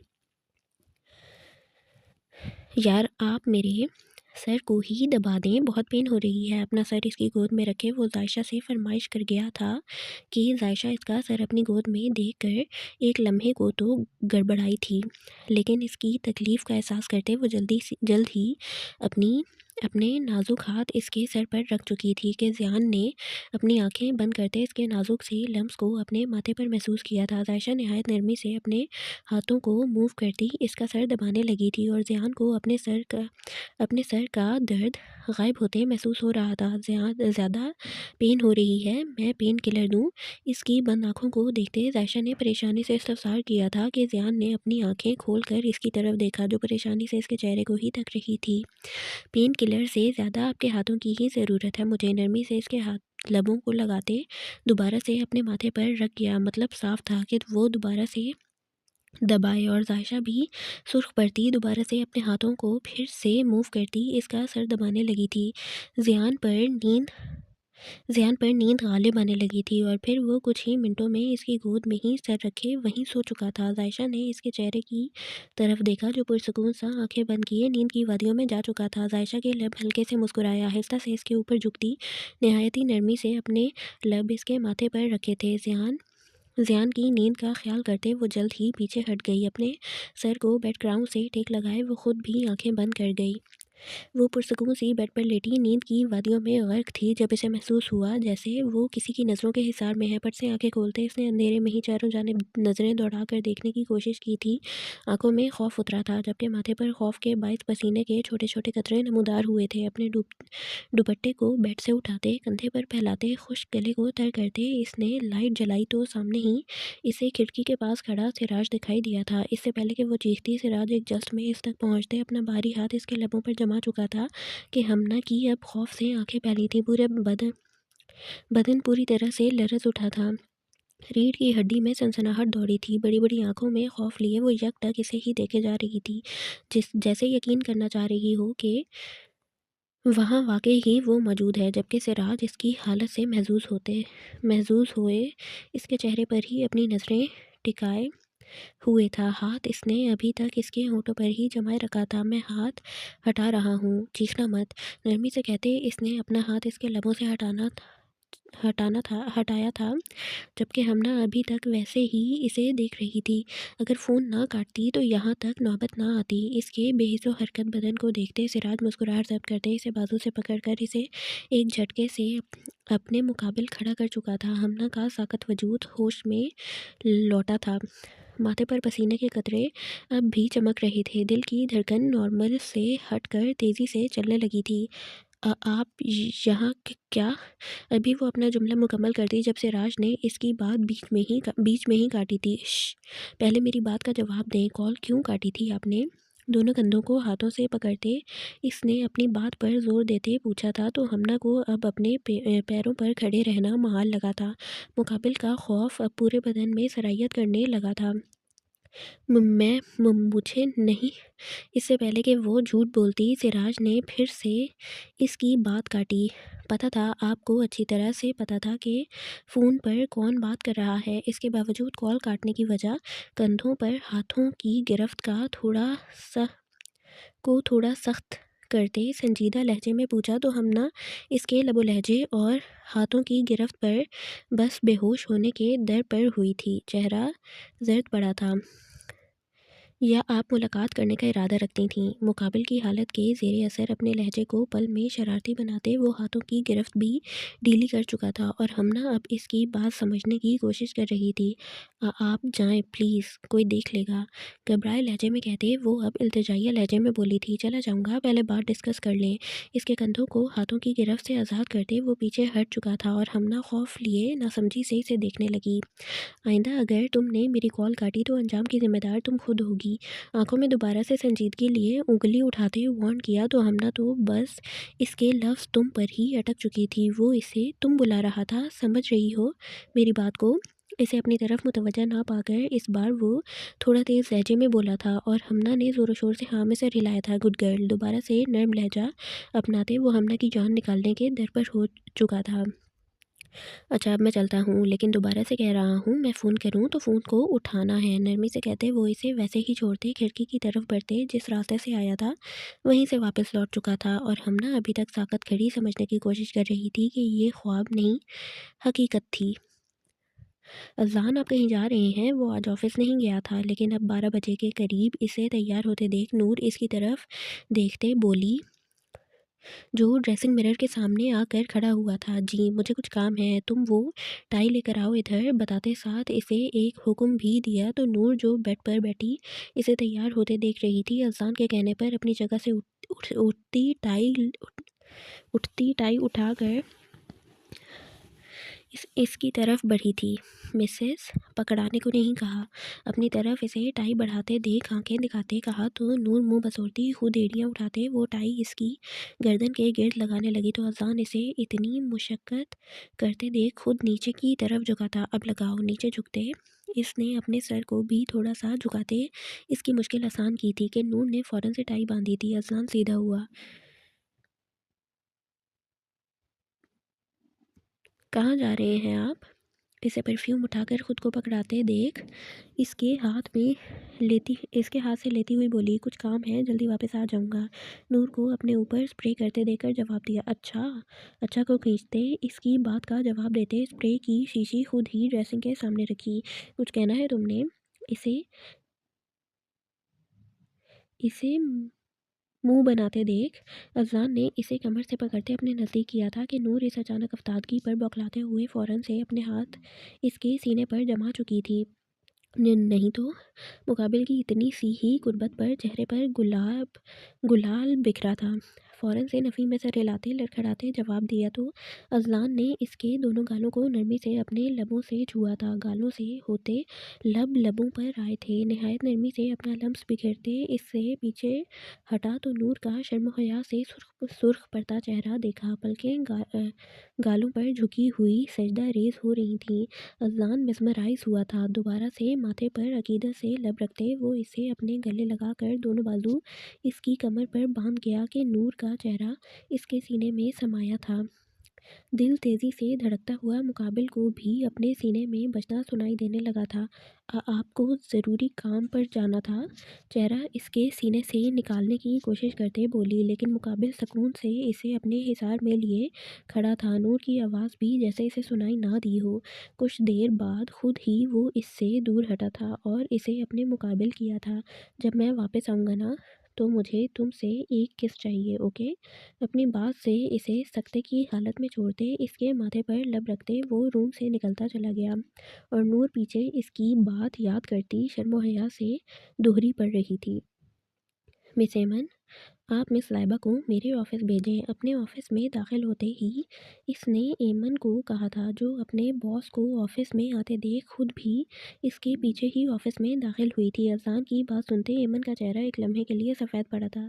सर, मुझे आपको कुछ बताना था, घबराए लहजे में कहते इसने बात करने की हिम्मत इकट्ठा की तो अजान ने चौंक कर इसकी तरफ देखा था। जी कहें मिस एमन, मैं सुन रहा हूँ। हाथों को अपनी थोड़ी पर टिकाते वो मुकम्मल तौर पर इसकी जानिब मुतवज्जा हुआ कि एमन मज़ीद कन्फ्यूज़ हुई थी। गले को तर करते इसने बात करनी शुरू की थी। सर, वो लाइबा। बोलते बोलते वो फिर से खामोश हुई और अजलान को देखा, जो लाइबा के नाम पर ज़्यादा चौकन्ना हो गया था। जी जी, मैं सुन रहा हूँ, आप कहें। इसे कंफ्यूज होते देख अब अज़लान ने अपनी निगाहें अपने सामने मौजूद फ़ाइल पर मरकूज़ कर ली थीं, जबकि सारा ध्यान इसकी तरफ था। लाइबा के नाम पर इसके माथे की शरियानें उभरती हुई नज़र आई थीं। एमन ने गहरी सांस ली थी और फिर वो इसे लाइबा के बारे में बताती चली गई। जैसे जैसे वो इसे बता रही थी, अज़लान वैसे ही अपने हाथ की मुठियाँ भींचते हुए निहायत ज़ब्त का मुज़ाहरा करते इसकी बात सुन रहा था। एमन ने इस दिन ही अपने और लाइबा के दरमियान हुई बातों को अज़लान को बता देना था, लेकिन इस दिन हुमायूं को ऑफिस में देखकर इसने इसके खुद के ही होश उड़ गए थे कि इसे याद ही नहीं रहा था अज़लान को बताना। और अब जब अज़लान ने खुद लाइबा को मुखातिब किया, तो एमन को याद आने पर फ़ौरन से सब कुछ अज़लान को बताया था, जि जैसे अज़लान कुछ दिन पहले खुद भी जान चुका था। और अब एमन के मुंह से भी सुनते इसका गुस्सा सातवें आसमान पर पहुंच चुका था। आंखें हद से ज़्यादा सुर्ख होती इसके गुस्से का पता दे रही थीं और इसकी सुर्ख होती आंखें एमन को भी घबराहट में मुब्तला कर रही थीं। मिस एमन, आपने पहले क्यों नहीं बताया मुझे? संजीदा मगर सख्त आवाज़ में कहते वो एमन को लर्जा गया था। Sorry sir. नज़रें झुकाए वो सॉरी कर गई। ये कहने के अलावा इसके पास कुछ भी नहीं था। अजान ने गहरी सांस ली और इसे जाने का हुक्म दिया, लेकिन जाते हुए भी इसने लाइबा को अपने ऑफिस ज़रूर बुलवाया था कि एमन सर को ख़म देती जल्दी से इसके ऑफिस से निकल गई। अस्सलाम वालेकुम सर, आपने मुझे बुलाया? नहायत खुशी से चहकती हुई आवाज़ लिए वो अज़लान के ऑफिस में दाखिल हुई थी कि अज़लान ने एक कहर भरी नज़र इस पर डालते फ़ौरन ख़ुद को गुस्सा करने से कंट्रोल किया था। जी मिस साहिबा, मुझे आपसे कुछ काम था। मसनूई मुस्कुराहट चेहरे पर लाए वो लाइबा को एक नज़र देखकर दोबारा से नज़रें अपनी फ़ाइल पर मरकूज़ कर गया था। जी जी सर, बताएं सर, क्या काम है? बेख्तियार होती वो जल्दी से पूछने लगी थी, क्या आप मेरे साथ कुछ देर के लिए मेरे अपार्टमेंट चल सकती हैं? मुझे वहाँ पर कुछ काम है, तो आपसे भी बात हो जाएगी। निहायत तहम्मुल से बात करते अब वो इसकी तरफ देखते इसके तासुरात जानना चाह रहा था, जिसके चेहरे पर अब कमीनगी सी मुस्कुराहट आ रही थी, जिसे वो फ़ौरन से छुपाते जल्दी से हाँ में सर हिला गई। जी जी सर, जैसा आप कहें।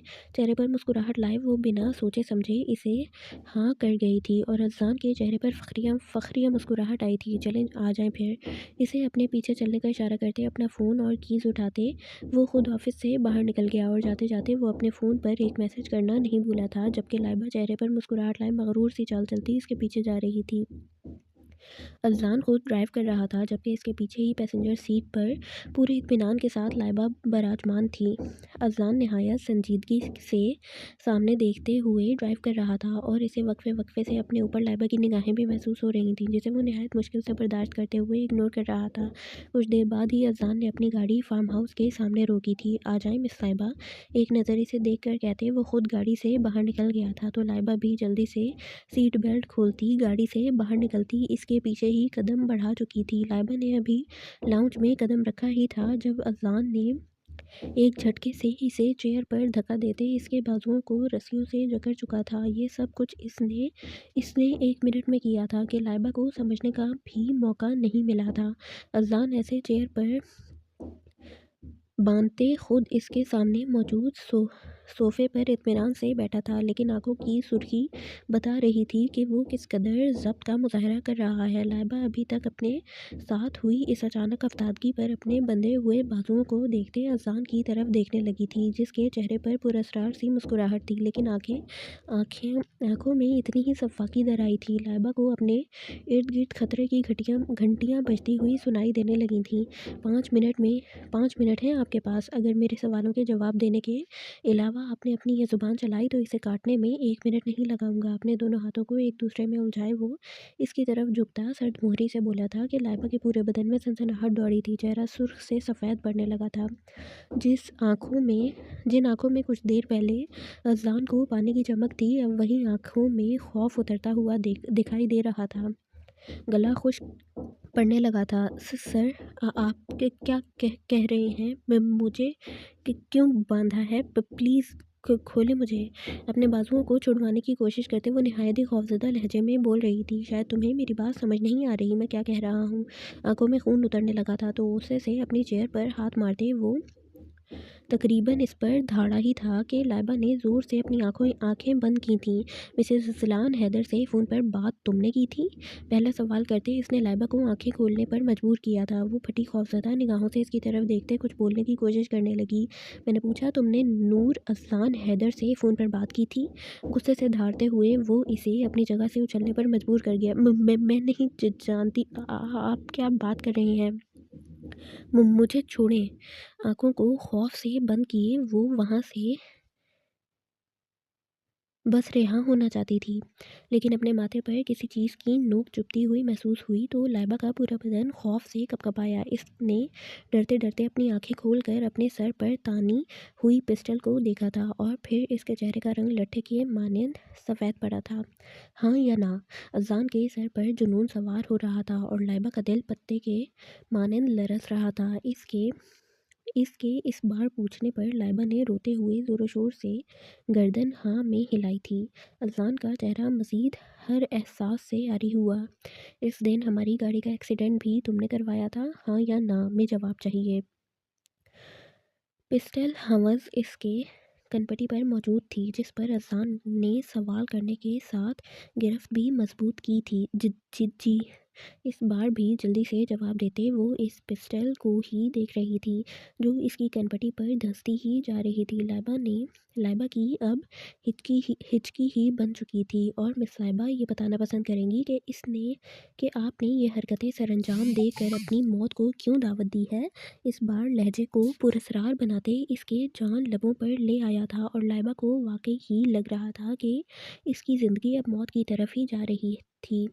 शायद वाकई ही जान प्यारी नहीं है जो ज़ुबान को कफल लगा रखा है। इस बार अज़लान ने वो पिस्टल कनपटी से सहलाते इसके दिमाग को बीचों बीच लाया था।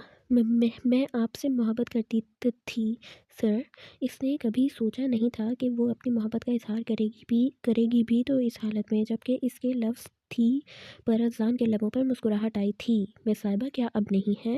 इंतहाई हैरानगी से डूबी आवाज़ में कहते वो लाइबा को लाजवाब कर गया था। लाइबा खामोश रही। चलो, ये मोहब्बत का भूत तो उतरा आपके सर से। अरेस्ट करो इसे, लेकिन याद रहे सिराज, ये तुम्हारे पुलिस स्टेशन नहीं जानी चाहिए।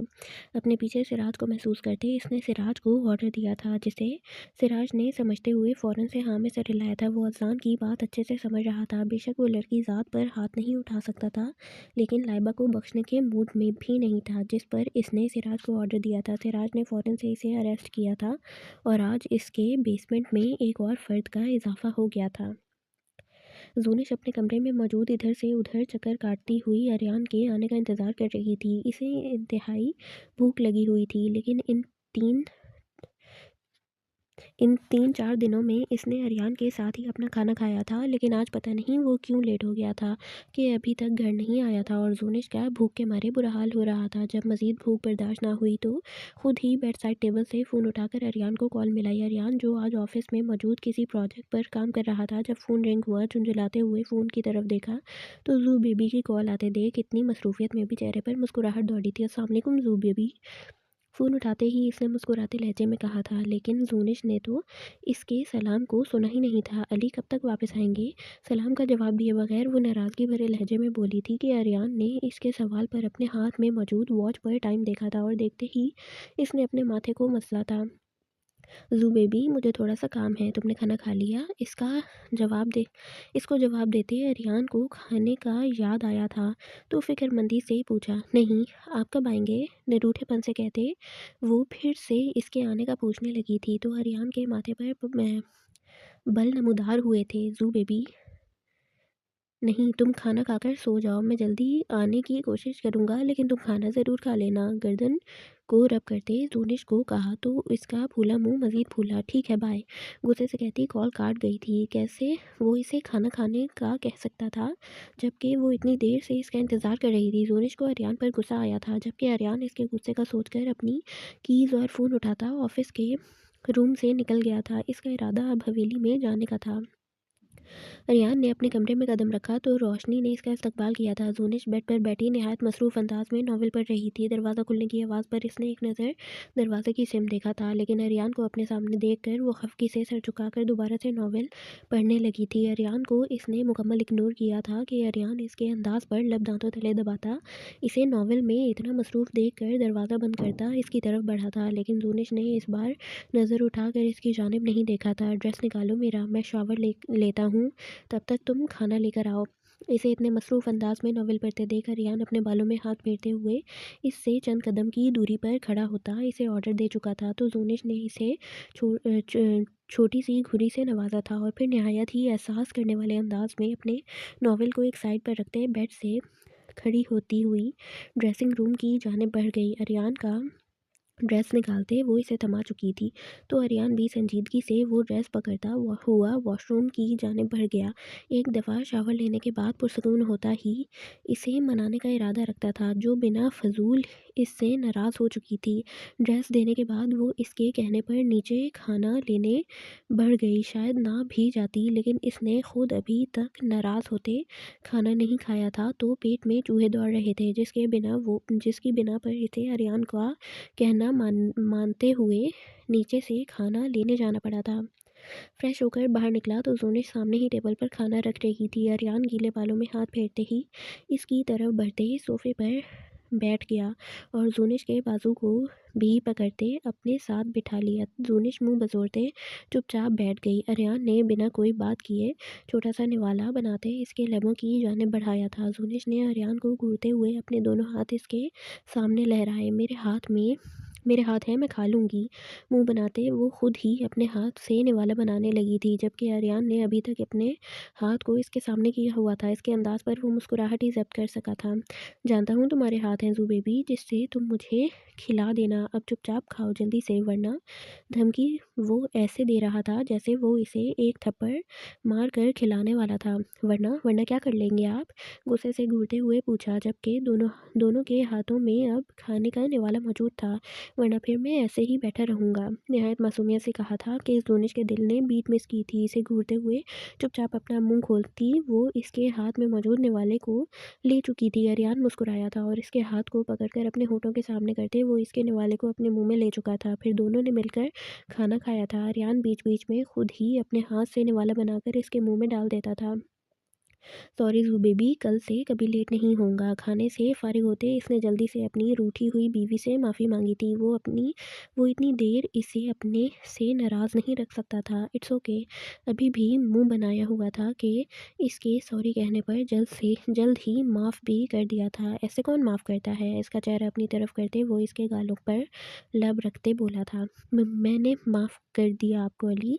जल्दी से कंधे पर हाथ रखते इसे कहा। सॉरी ना जू बेबी, आइंदा पक्का कभी लेट नहीं होऊंगा। फिर से माफ़ी मांगते इस बार इसके माथे अ, पर लब रखे थे, तो जूनिश का चेहरा खिल उठा था। पक्का कभी लेट नहीं होंगे। हाथ आगे करते वादा लेना चाहा, तो अरियान ने फ़ौरन इसके हाथ पर अपना हाथ रखते हाँ में सर हिलाया था, तो जूनिश मुस्कुरा उठी थी। ठीक है, मैंने माफ़ कर दिया। चेहरे पर मुस्कुराहट सजाए वो इसकी नाकर्दा गलती पर इसे माफ़ कर चुकी थी, जिस पर अरियान इसके अंदाज पर मुस्कुराते हुए अपने लब अब इसकी गर्दन पर रख रहा था। अज़लान की गाड़ी हवेली के पोर्च में आकर रुकी थी। वो कहकर गया था कि जल्द वापस आ जाएगा, लेकिन फिर भी इसे आते-आते काफ़ी लेट हो चुकी थी। यकीनन सब इस वक्त अपने-अपने कमरों में सोने के लिए जा चुके होंगे। अज़लान ने गाड़ी से छोटा-सा गिफ्ट बैग निकाला और खुद भी बाहर निकला था। लाइबा को इसके अंजाम तक पहुँचाने के बाद इसे ऐसा लग रहा था कि इसके कंधों से एक बहुत बड़ा बोझ उतर गया है। छोटे से गिफ्ट बैग को हाथ में थामते इसने अपने कदम सीधा अपने रूम की जानिब बढ़ाए थे, जबकि पूरी हवेली में इस वक्त खामोशी के सिवा कुछ नहीं था। सब अपने-अपने कमरों में आराम करने की नीयत से जा चुके थे। कमरे के दरवाजे के सामने खड़ा होता नॉब को घुमाया तो दरवाज़ा खुलता चला गया। अज़ान ने कमरे में कदम रखा तो बेड के एक हिस्से पर थोड़ी-सी रोशनी के अलावा इसे इसे सारा कमरा अंधेरे में डूबा नज़र आया था। अभी वो रूम में दाखिल होते लाइट ऑफ करता जब अचानक से इसे नूर के चीखने की आवाज़ें आनी शुरू हुई थीं। भूत! बचाओ भूत! जिन! नूर जो अज़ान के आने का इंतज़ार कर रही थी, लेकिन जब काफ़ी देर तक अज़ान नहीं आया और इसे नींद आने लगी तो खुद खुद को मसरूफ़ करने के लिए इसने कमरे की सारी लाइट्स ऑफ करते लैपटॉप खोला था और वहाँ से हॉरर मूवी सर्च करते वो इसे देखने लगी। मूवी में जब काफ़ी हॉरर सीन आया, इसी टाइम अज़ान ने रूम का दरवाज़ा ओपन किया था, तो दरवाज़ा खुलने की आवाज़ पर नूर के पूरे जिस्म में रोंगटे खड़े हुए थे। आगे ही इस पर इस कदर खौफज़दा सीन देख रही थी और बाकी की कसर दरवाज़ा खुलने की आवाज़ ने कर दी थी। पूरे जिस्म पर ठंडे पसीने के कतरे नमूदार हुए, दिल जैसे बंद होने के दर पर हुआ था। हिम्मत करते लैपटॉप से नज़रें हटाकर सफ़ेद पड़ते चेहरे के साथ आहिस्ता से सर उठाकर सामने देखा तो दरवाजे पर किसी का साया महसूस हुआ था। और फिर वो इस साए को देखते अपने हवास पूरी तरह से शल कर बैठी थी। आंखें बंद करती बुरी तरह से चीखी थी कि अज़ान फ़ौरन से कमरे की सारी लाइट्स ऑन करता इसकी जानिब बढ़ाता। इसकी जानिब बढ़ते अज़ान ने सबसे पहले लैपटॉप को इसकी गोद से उठाया था, जहां अभी भी हॉरर मूवी चल रही थी, और अज़ान इस मूवी को देखते गुस्से से नूर के सफ़ेद पड़ते चेहरे की तरफ देखने लगा, जिसकी आंखें हवस बंद थीं। नूर, नूर, किसने कहा था इस तरह की मूवी देखकर खुद भी इस तरह की हरकतें करो?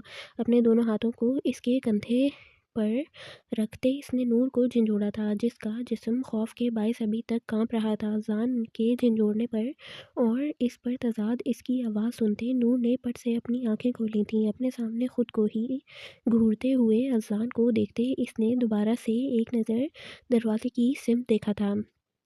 अज़लान, वहाँ भूत था।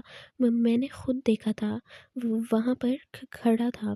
चेहरा पसीने से भीगे हुए होने की वजह से कुछ बाल भी चेहरे पर चिपक चुके थे, जबकि वो खुद डरी सहमी सी एक हाथ से अज़लान के मजबूत बाजू को पकड़े दूसरे से दरवाजे की तरफ इशारा करती अज़लान को बता रही थी, इधर मेरी तरफ देखो, कोई भूत नहीं है वहाँ। और तुम अभी तक सोई क्यों नहीं? ये मूवी क्यों देख रही थी?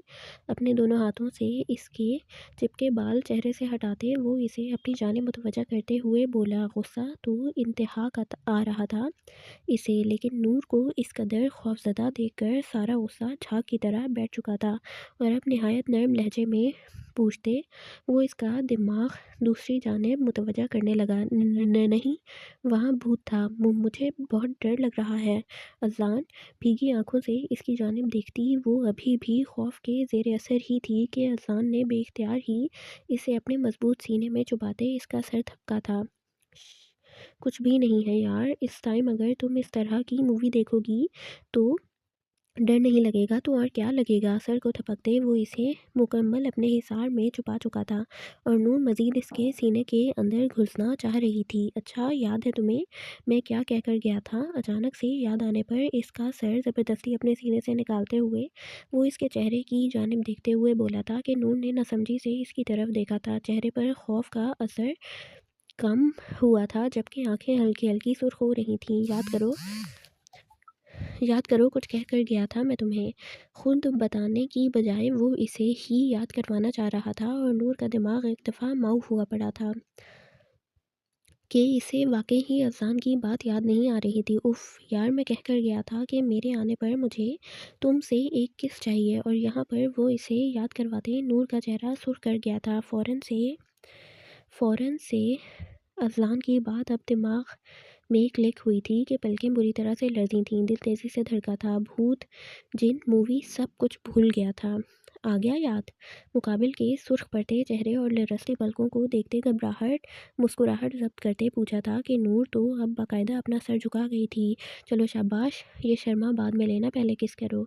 दोनों हाथों को इसकी कमर पर टिकाए वो इसे मुकम्मल अपने हिसार में ले चुका था कि नूर जो इससे दूर होना चाहती थी इसके हिसार में हिल भी ना पाई। मैं कैसे करूं? आप छोड़े मुझे।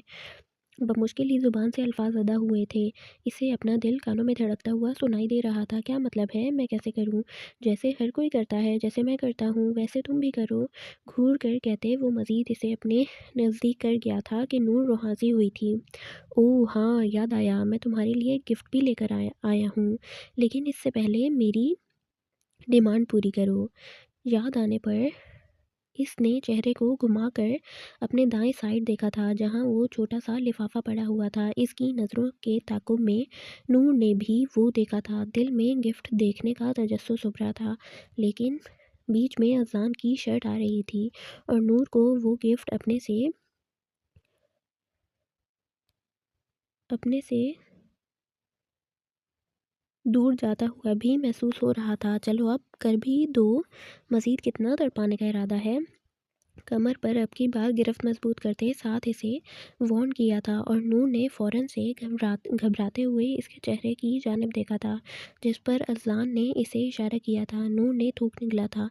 नूर, अब अगले 30 सेकंड के अंदर तुमने मेरी डिमांड पूरी नहीं की तो आई स्वेयर मैं बहुत बुरी तरह से पेश आऊँगा। इस बार अज़लान ने खुली इसे धमकी दी थी और इसकी धमकी का ही असर था कि नूर अगले 5 सेकंड के अंदर अपने लब इसकी बियर्ड सदा गाल पर रख गई थी कि अज़ान हैरानगी से इसके चेहरे की तरफ देखने लगा तो वो इतनी देर से इसकी मिन्नतें कर रहा था, वो भी एक छोटी सी किस के लिए।